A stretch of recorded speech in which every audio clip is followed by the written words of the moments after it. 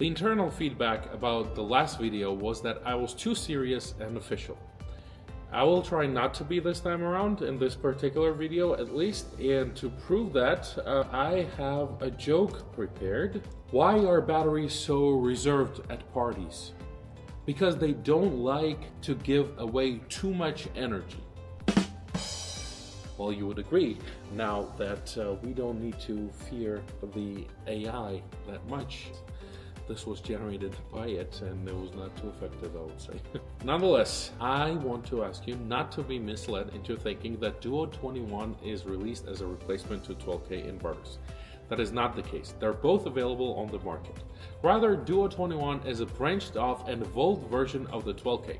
Its purpose is to accommodate for a bigger PV array than the NV 12K can. The Duo 21 has two 2-string MPPTs and one 1-string MPPT, whereas the 12K has one 2-string MPPT and two 1-string MPPTs.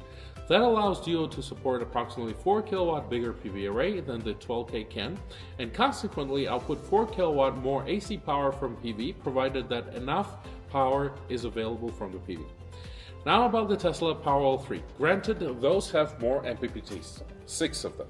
But they have maximum STC input stated as 20 kilowatts on the Powerwall 3 datasheet, whereas we have 21 kilowatts for 12K and 25 kilowatts for the Duo 21. Plus, in its top spec, the Powerwall 3 can output 11.5 kilowatt of AC and 5 kilowatt of DC simultaneously, so it can turn 16.5 kilowatts of PV into useful power compared to 18 kilowatts for both 12K and Duo 21. Actually, if you think about it, the Powerwall 3 is closer to NV12K than Duo 21. Powerwall 3 has 11.5 kilowatt AC output compared to 12 kilowatts from the NV. At its peak maximum continuous AC output, Powerwall 3 can deliver 5 kilowatts of battery charging power, while 12K delivers 6 kilowatts to the batteries. Powerwall 3 can support up to 20 kilowatt of DC coupled PV, whereas 12K can support 21 kilowatt PV array. But what's nice about the NV inverters is that you can connect a generator directly to them. Then the inverter tells the generator when to turn on and when to turn off based on your input and how you have configured the generator behavior. The power from the generator can be used to simultaneously charge the batteries and power the backed up loads.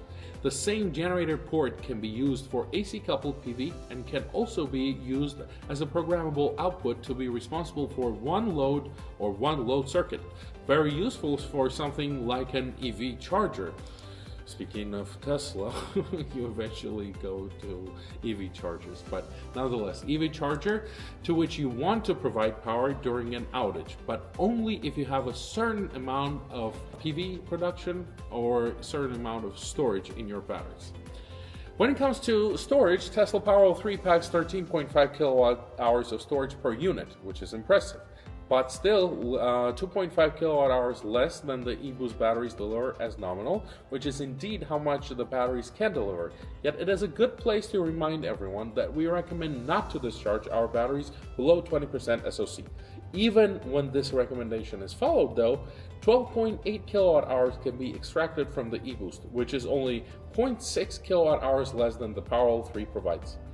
Now, it's not only about the capacity when it comes to batteries. It is very important to understand what the longevity of the unit is, because in a lot of cases, it is an investment, not only just the battery. Tesla offers a warranty of 10 years with 37.8 megawatt hours of throughput.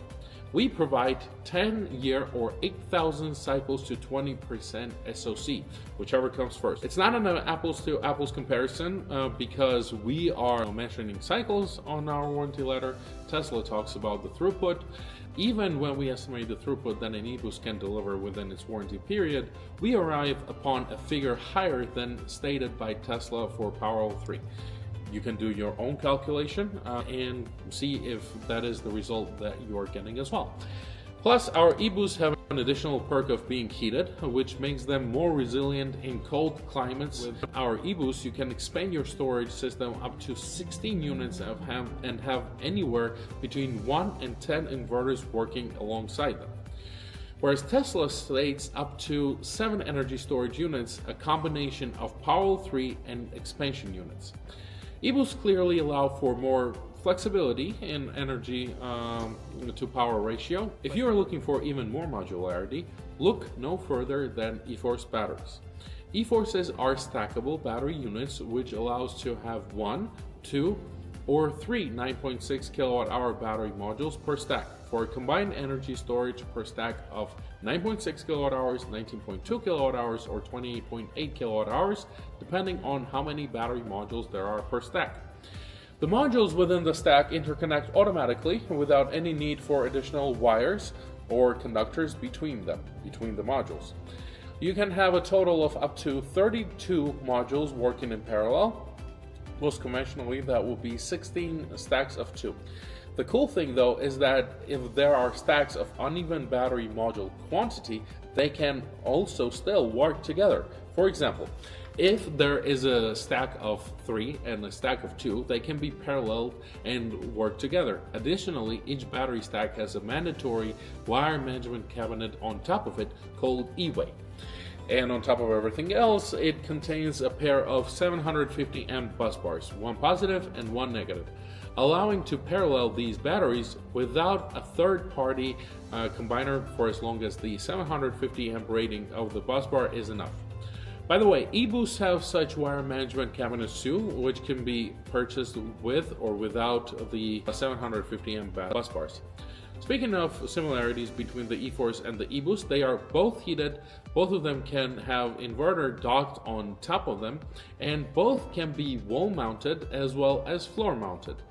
But for eForce to have an inverter docked on top of it, or to have the eForce wall mounted, the eForce must not contain more than 2 modules per stack. You cannot do those things with a 3-stack eForce, unfortunately. I was assured by our sales team that the price difference between the Powerwall 3 and the eBoost NV12K pair is almost negligible, whereas the eForce 19.6 kilowatt-hour paired with 12 kilowatt inverter tends to be more expensive per kilowatt-hour than either of the two. That has to do with some additional things that you receive with eForces. For example, if you have NV12K paired with eForce in conjunction with our Guardian monitoring hub, you'll get 15-year warranty, not a 10-year warranty. This kind of really wraps up our general comparison summary, but before I leave, I want to ask you one more thing. Leave the comments about me not advertising the prices in the video to yourself. I'm not a sales guy, and this is not a mattress commercial on TV. With that, please subscribe to this channel, hit that like button, and don't forget to secure your energy with Fortress Power. Right here. Till the next time. Bye.